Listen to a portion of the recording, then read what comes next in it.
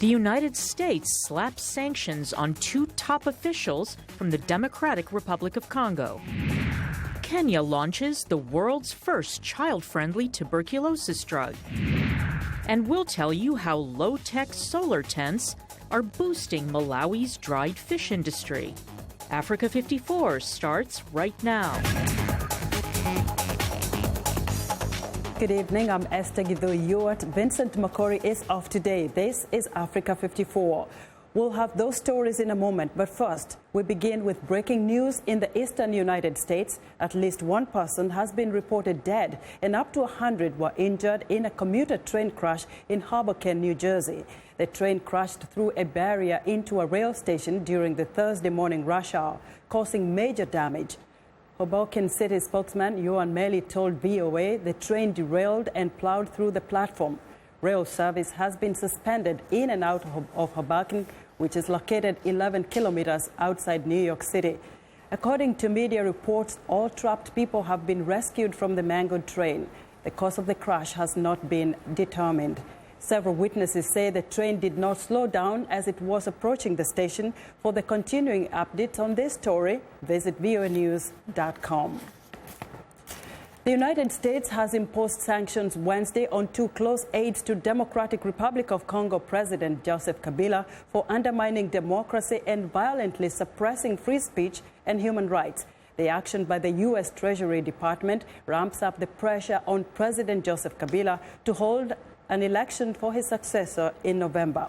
President Kabila's government says that the November election must be postponed because of logistical problems. The 2 officials named are Major General Gabriel Amisi Kumba, a military commander, and former Police Inspector General John Numbi, who is one of Kabila's most senior advisors. U.S. assets belonging to the 2 men are frozen, and U.S. citizens are barred from doing business with them. U.S. officials say Numbi threatened to kill opposition candidates who refused to drop out of local elections in March, and they accuse Kumba of leading a military unit that used violence and excessive force against political protesters. Winnie Madikizela Mandela, the former wife of Nelson Mandela, says South Africa's ruling African National Congress Party needs new leadership after the organization lost control of the country's 3 main urban centers to the opposition Democratic Alliance during recent municipal elections. Now many are wondering what the future holds for the party. VOA's Heidi Adams-Fitzpatrick has our report. Africa's oldest liberation movement has always enjoyed the loyalty of the vast majority of South Africans. The party of Nelson Mandela ended white rule and delivered freedom to the country's black majority. In last month's municipal elections, those loyalties shifted. The ANC suffered its worst election defeat since the fall of racial apartheid 22 years ago, triggering widespread discontent even among its own party activists. Lives were lost for the ANC to be where it is today, and we cannot afford to see it die down, die a slow death in the manner in which it is. We would like them to recall, in fact, we demand that they recall the President of the Republic as an ANC employee, as well as NEC members to resign. While some rank-and-file ANC members want President Jacob Zuma sacked, many senior party members still back him. Political analyst Justice Malala says Mr. Zuma is so firmly entrenched, it's unlikely he'll be ousted before the end of his term. The way the ANC works is that, you have its conferences and so forth. But at the very top, between the 5-yearly conference, there is only the National Executive Committee of the ANC. Those are the people who make the decision. The president goes, we recall him, or the president stays. At the moment, it's unlikely that President Zuma will leave because about between 60% and 75% of the people in that National Executive Committee depend directly on President Zuma for their monthly paycheck, for their livelihood, and for their business interests to continue to flourish. Zuma is facing 783 charges of corruption in an arms procurement probe. But he's known for his ability to avoid prosecution and retaining his grip on power, despite growing disappointment that he has not delivered on the ANC's promise of a better life for all. Malala says for the party to stay relevant, it should focus less on protecting Zuma and more squarely on governance. For the future, for the ANC to reinvent itself, it would need to say to the people who've given it support since 1994 that it is going back to being the organization whose values were embodied by Nelson Mandela. So it will have to, one, ditch its current leader, Jacob Zuma. It will have to show that it's serious about fighting corruption. And it will have to show that it wants to implement the pro-poor policies that it's always spoken about and has sort of implemented, but in a very half-hearted manner, while people have been looting, essentially, the state coffers. The ANC may be losing its hold on the cities, but it still has strong support in rural areas, including Zuma's home region of KwaZulu-Natal. The ANC gives us employment opportunities. That's why I voted for the ANC. This thing of ANC will die. The ANC will never die. And we're going to continue voting the ANC because we understand the principles. This year's municipal elections have set the stage for an even bigger showdown in 2019, when the forces of discontent could shape the ANC's overwhelming control of Parliament and the presidency.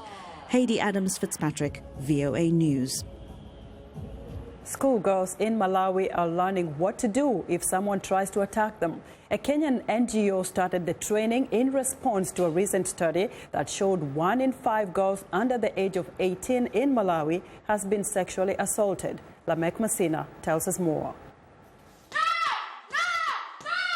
This is not a martial arts class, but these girls are learning how to defend themselves. The curriculum involves both verbal and physical skills. With the physical skills, it's used only if it's the last and best option.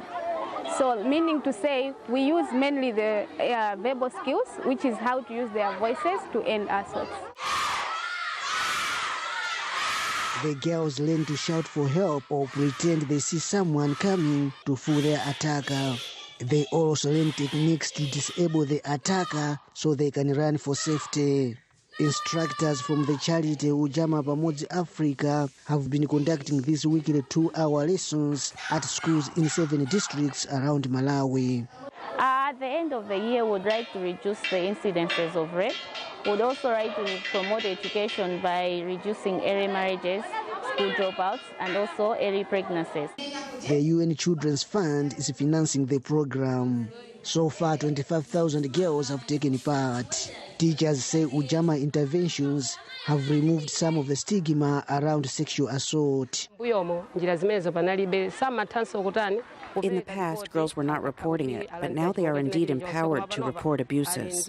Some are reporting the incidents to us teachers, and others to their parents for action.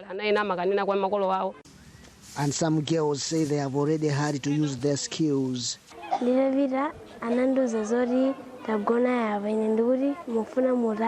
My uncle ordered me to lie on his bed. When I asked why, he started touching my body. I told him to stop and that I will report him to police or my mother if he continues. After hearing this, he ordered me out of his room. The Ujama project is also teaching boys about respecting girls and teaching them how to intervene if they see a girl being assaulted.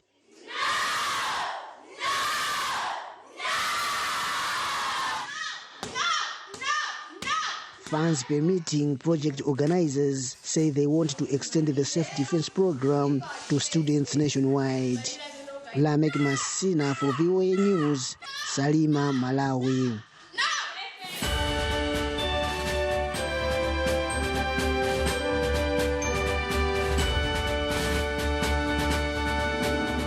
In the battle for the White House, Republican Donald Trump and Democratic candidate Hillary Clinton are campaigning Thursday in the states where each won their first victory on the path to becoming the next U.S. president. Trump campaigned Wednesday in Chicago, where he spoke before an organization of Polish Americans. He pledged if he is elected, America would be a true friend to Poland. He also compared his campaign to the so-called Brexit vote, in which British voters elected to leave the European Union. And now they're calling me Mr. Brexit. Because in a way, we're very similar to what happened over there. We want our independence back. We want our freedom back. We don't want to take people into our country that we don't want. We don't want to take people into our country that possibly have very bad intentions. Clinton campaigned Wednesday in New Hampshire alongside Vermont Senator Bernie Sanders, her one-time rival in the Democratic Party race, telling a crowd of students that the outcome of the election will reverberate for decades. The next 40 days will determine the next 40 years. So I'm going to close my campaign the way I started my public service and my career, fighting for kids and families. That's been the cause of my life, and it will be the mission of my presidency. Trump has an event in New Hampshire Thursday, and Clinton is speaking in Iowa, states that played a big role as the first two to hold votes during the party nominating process that began 8 months ago, but which will have much less influence on the outcome of the November 8 general election. The reason is the electoral college system that gives more weight in the presidential vote to more popular states such as Michigan, where Trump will be on Friday, and Florida, where Clinton's Friday schedule includes 2 rallies. Michigan carries 16 electoral college votes and Florida 29, while Iowa and New Hampshire have 10 combined. We want to know what you think about Africa 54 and the stories we cover. Join the conversation on Facebook. The address is Africa 54, and check out our headlines 24/7 on voaafrica.com. Coming up, Kenya launches the first ever child-friendly TB medicine. Stay with us.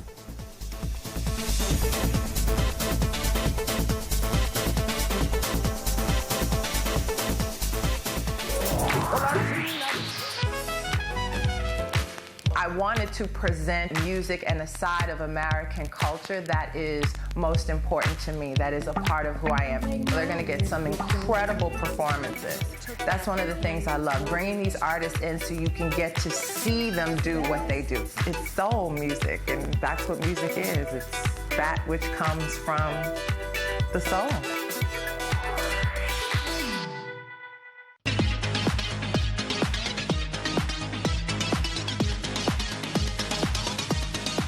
And it's time now for our health report. And joining us now is Hedy Adams-Fitzpatrick, standing in for Lino Mudu. Hedy, you have some good news to report on tuberculosis in East Africa, right? That's right, Esther. Thank you. For once, some good news. Yes, the world's first drug specifically designed to treat tuberculosis in children has been launched in Kenya. The improved medication will be available nationwide and free of charge. TB is preventable and curable, but the World Health Organization says it infected 1 million children worldwide and killed 140,000 in 2014. Kenya's health ministry recorded 7,000 cases of TB in children and infants last year alone. Medical experts say the move will improve children's TB survival rates. Until now, health workers have had to cut up bitter-tasting pills to get the right doses for kids. Experts say this has contributed to treatment failure and death in children. The new medicine dissolves in water and tastes sweet. It also comes in popular flavors like strawberry. In other health news, the sooner a stroke victim is treated, the better the chances are for recovery. A new study assesses that time frame and identifies a device that can restore blood flow to the brain faster for a better outcome. VOA's Carol Pearson has more. Researchers at the University of California, Los Angeles have found that the sooner patients with severe strokes get blood clots removed from a major artery, the better their odds of recovery. And doctors have a tool to open the arteries faster. It's called a thrombectomy device. Blood clots in major arteries cause blood to stop flowing to the brain, and without a blood supply, the brain cells begin to die. When treating a stroke, time is of the essence. It's critically important for patients to recognize the warning signs of stroke, get to the hospital as soon as possible, and for doctors, nurses, and health systems to then rapidly treat patients when they arrive. Dr. Jeffrey Saver from UCLA looked at the outcomes of more than 1,000 patients who had an acute ischemic stroke, in which a clot forms in a large artery. Saver and other researchers conducted clinical trials involving these patients, and they found that a thrombectomy, along with clot-busting drugs, greatly improved the odds for both survival and recovery. If you get the artery open at 3 hours, then 65% of patients will be able to live independently 3 months later. If it takes 8 hours to get it open, then only 45% will be able to live independently. It makes a major difference in outcome. With stroke being the second leading cause of death worldwide and the third leading cause of disability, this study could change the way stroke is treated, especially now that doctors know how little time they have to help patients make the best recovery. The study was published in JAMA, the Journal of the American Medical Association. Carol Pearson, VOA News, Washington. And that is our health report for today. It's back to you, Esther. Thanks, Hedy. Look for Africa 54's health report every Tuesday and Thursday for the latest health news on the continent. Now, poultry farming.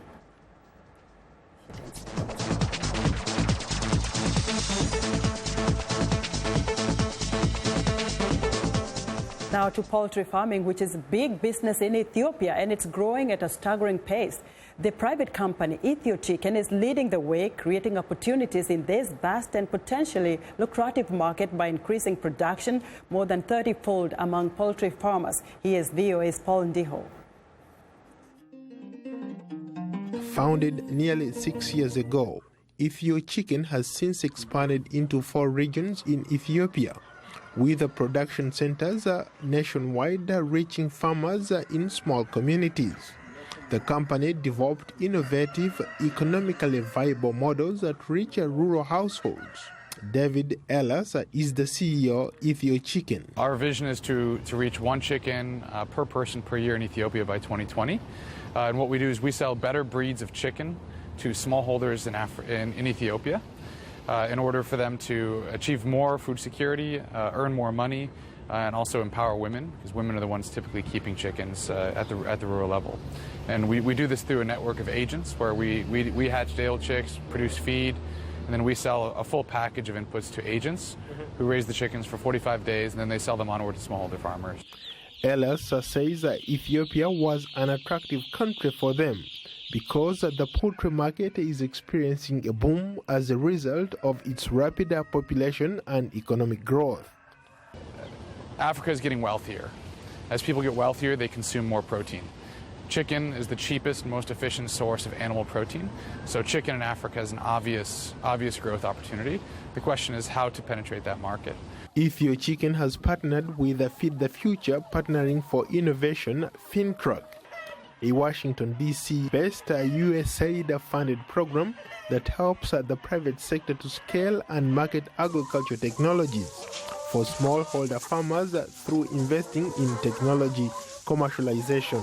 Robert Robaski is the director of FinTruck. We partnered with Ethio Chicken through a competitive process, and we've run to date 6 of these competitive processes where we put out calls for proposal.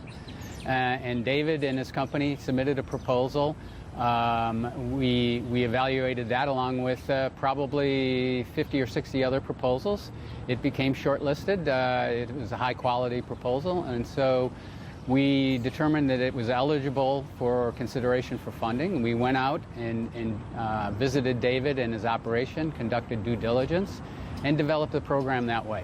Brenna McKay, technology commercialization lead at FinTruck, says the program invests in public-private partnerships that make agricultural products commercially available to smallholder farmers. Feed the Future Partnering for Innovation was designed really to engage private sector companies that have game-changing technologies in agriculture. And our program incentivizes these companies who may not already be in smallholder markets by giving them a grant as the initial investment to prove the value proposition in the smallholder market. Despite the success of Ethio Chicken, David Ellis says running a poultry technology company in Ethiopia has its challenges. In our industry, disease is the biggest threat. That if the chickens get sick, we'll be in a big problem. There's also lack of a poultry industry where, it's not easy to get the talented workforce, people with 5-10 years of experience doing this, so a lot of training is required. Industry analysts say Ethio chicken has the potential to be very successful, and the profits farmers generate will allow their families to buy food and pay for school fees and other medical costs. Paul Liho, VOA News, Washington. In the western United States, a California 3D printing company hopes to revolutionize the way many things are manufactured, from car parts to medical devices. Instead of using standard injection molding to make products, the Carbon 3D company uses light and oxygen to shape objects. VOA's Deborah Block reports. This is what 3D printing looks like today. Complex shapes that look like they are growing out of a pool of goop. The Carbon 3D company hopes M1, its first commercial 3D printer, will create products as durable as those made from injection molding. Carbon uses what it calls a clip printer. One of the interesting side benefits of controlling both light and oxygen together is, instead of going step by step by step and printing really slowly, these parts emerge from the liquid almost as if they're alive. The Silicon Valley startup uses different varieties of polymer resin, a kind of plastic. Heat-resistant hard resins are used for exterior automotive parts, while soft elastic biodegradable resins are for making medical devices like a heart stent, a tube that's used to repair weak or narrow arteries. We should be able to say, what does that heart look like? What are its mechanical properties? And how do I then print in real time on the cath table a stent that fits you, performs the way that your heart wants to perform? That's going to happen. Carbon's 3D printer uses software that controls a photochemical process, balancing how ultraviolet light and oxygen react in a pool of resin. The light hardens the resin, while oxygen keeps it in a liquid form. With more oxygen at the bottom of the pool, the object takes shape and hardens. Carbon has raised more than $220 million in funding from top venture capital firms like Google Ventures. It has also partnered with giant companies like Ford, BMW, and Johnson & Johnson to move the innovative technology forward. Carbon says it can print up to 100 times faster than other 3D companies. So you can imagine, if we give them a great on-demand manufacturing tool, it's not just the product that changes, it's the business that changes.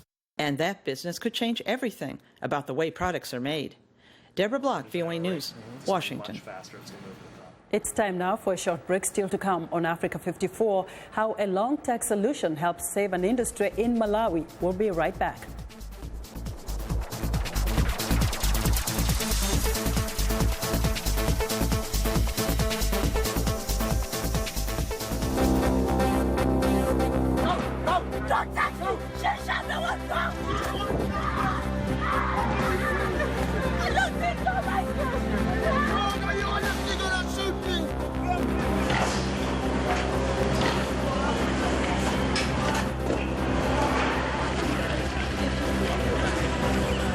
qalbiyadana dhexdooda laakiin ka maamul ahaan waxaan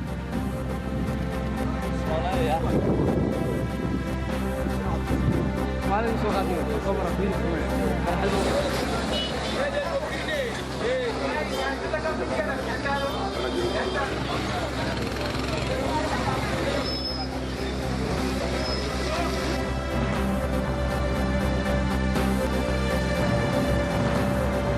credible evidence that chemical weapons attacks have taken place.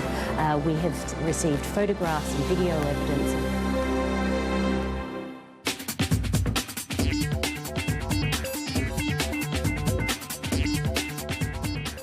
Welcome back. Here's what's trending. After 40 years of China's one-child policy, infertility is still very much a private subject in the country, but women are beginning to speak out and seek help.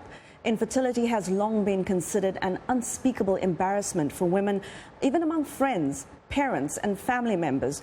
But more and more women are looking to have a second child many years after first giving birth. They're seeking fertility treatment like IVF. Other families are opting for traditional Chinese medicine. Beijing's Dongjing Min Hospital has seen a 30% increase in the number of women seeking fertility treatment. Picture your next car with no switches, no gears, just screens. Under the tagline Think New, Volkswagen has unveiled the ID, a compact car the company claims is part of a new generation of electric cars controlled entirely through touchscreen. VW says it's looking towards a future that is both electric and fully connected. The car is due to launch in 2020. The company hopes to sell 1 million electric cars by 2025. If you're interested, it will cost you the price of a Golf diesel. So there's plenty of time to save up. And that is what's trending. Now, fishing is a way of life for people who live along the lakes in the southeast African country of Malawi. Various means are employed to dry the fish for market. But since the catch is dried outside in the open, about half of it decays. Now, a solar tent has been introduced that better preserves the fish and dries them more efficiently. VOA's Deborah Block takes us to Lake Chilwa, Malawi's second largest lake. This simple solar tent is helping fishing communities along Lake Chilwa dry and preserve more fish, making them ready for market. The tent is made from plastic that is stretched over a wooden frame. When we collect fish from the lake, we dry them inside this solar fish dryer, and it does not take long to dry because it is so hot. Dried fish is the primary source of protein in Malawi. Traditionally, fish are dried using other means, such as frying, smoking, or placing them on wire racks. But by using these methods, the fish can rot during the drying process and get eaten by animals. The solar tent protects the fish. Normally, they would take 1.5 to 2 days to dry. In here, they will put it in the morning. By the evening, they would be taking the fish out. The solar tents have also helped the fish traders get higher prices at market for cleaner and better quality fish. The solar tents are sponsored by Cultivate Africa's Future, a joint Australian and Canadian project that works to combat hunger. For fish traders who want to continue smoking their fish, the organization encourages using energy-saving kilns rather than open fires. This helps the environment because fewer trees will need to be cut down. We are using very little wood, and it takes a short time to smoke lots of fish. Solar tents are also being used by fishermen at Lake Malawi, the third largest lake in Africa. Deborah Block, VOA News, Washington. And that's our show for today. Be sure to watch Africa 54 on our website at voaafrica.com. For more news, tune into VOA's evening radio show, African News Tonight, at 1800 UTC, and in the mornings to Daybreak Africa between 0300 and 0600 UTC, Monday through Friday. Thanks for watching, and good night from Washington.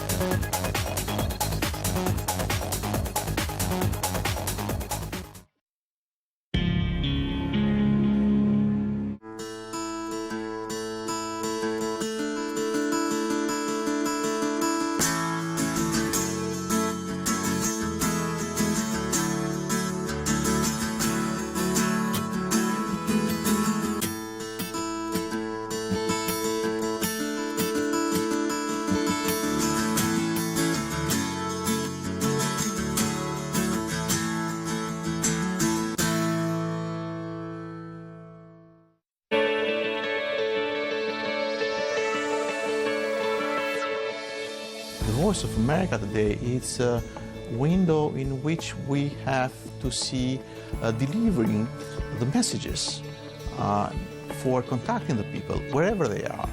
And Albanian people, as people of a small country, need to have such and deserve to have such information from the United States and from all around the world. So it's a bridge. Voice of America, it's a bridge between entire world and Albanian citizens.